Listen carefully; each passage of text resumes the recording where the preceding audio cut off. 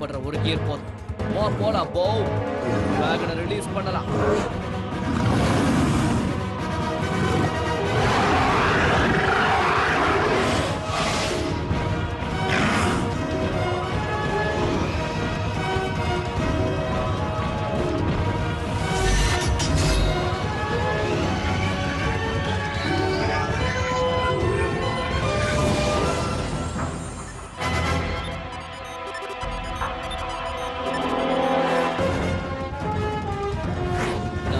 மறுபடியும் கேளுங்க.